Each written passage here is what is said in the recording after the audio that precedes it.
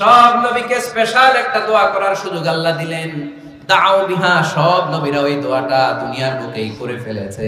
আল্লাহর হাবিব বলেন, ওয়া ইন্নী আখতাবিউ দাওয়াতি শাফাআতান লি উম্মতি ইয়াউমাল কিয়ামাহ। আমি আমার ওই দোয়াটা দুনিয়ার বুকে করি নাই, কিয়ামতের দিন কঠিন বিপদের সময় সূর্যটা যেদিন মাথার কাছে চলে আসবে, জমিনটারে তামার জমিন বানিয়ে দেওয়া হবে, তৃষ্ণার ক্ষুধার চোটে জিহ্বাটা বের হয়ে নবীর সামনে ঝুলবে, সবাই ইয়া নাফসি ইয়া নাফসি ইয়া নাফসি বলে চিৎকার মারবে। ওই কঠিন দিনে আমার গুনাহগার উম্মতের সুপারিশের জন্য স্পেশাল দোয়াটা আমি রেখে দিয়েছি। আমার নবী জীবনে তো কোনো দুঃখ কষ্টের সম্মুখীন হয় নাই, তাই না?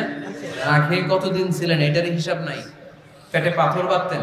হাসান আর হুসাইন রাদিয়াল্লাহু তাআলা আনহুমাকে দেখতে যেতেন, প্রায় দেখতে যেতেন। একবার দেখতে যেতে পারেন নাই, তারপরে গেলেন। যে দেখে হাসান হুসাইন ঘুমায় আছে, ফাতিমা রাদিয়াল্লাহু তাআলা আনহা খাবার রান্না করার অভিনয় করতেছে। সকালে বলে রান্না হইতেছে, বাবা ঘুমাও। দুপুরে বলে ঘুমাও। ছোট্ট হাসান হুসাইন রাদিয়াল্লাহু তাআলা আনহুমা ঘুমায়, না খেয়ে বাচ্চা দুইটা মরে যাওয়ার মতো অবস্থা। নানা ভাইয়ের আওয়াজ শুনে বাচ্চা দুইটা বের হয়ে নানা ভাইকে বলে, নানা ভাই আজকে আপনার কাছে একটা বিচার দিব, বিচারটা আপনি করবেন।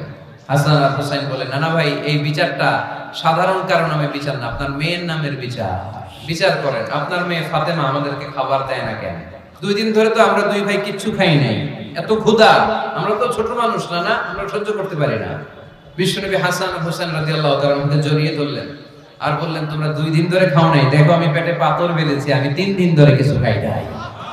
ওই সময় আচ্ছা, নানা কি কখনো নাতির না খেয়ে থাকার দৃশ্য সহ্য করতে পারে? ওই সময় যদি নবী ওই দোয়াটা করতেন, আল্লাহ আপনি জান্নাত থেকে খাবার পাঠান, জান্নাতি খাবারের বস্তা পাঠাইতো কে? আল্লাহ। দোয়াটা করে ফেলছিল না? করছিল। ওদের ময়দানে দাঁত ভেঙে ঝরঝর করে রক্ত ঝরল, তখনও দোয়াটা করে নাই। তায়েফের ময়দানে পিটিয়ে পাথর মেরে বিশ্বনবীকে আঘাত করেছে, তখনও দোয়াটা করে নাই, ঠিক কিনা? কি কঠিন পরিস্থিতি তো বিশ্বনবী করেন নাই, রেখে দিয়েছেন। আমার জন্য রেখে দিয়েছেন, আপনার জন্য রেখে দিয়েছেন, আমাদের জন্য রেখে দিয়েছেন। জোরে বলেন ঠিক কিনা?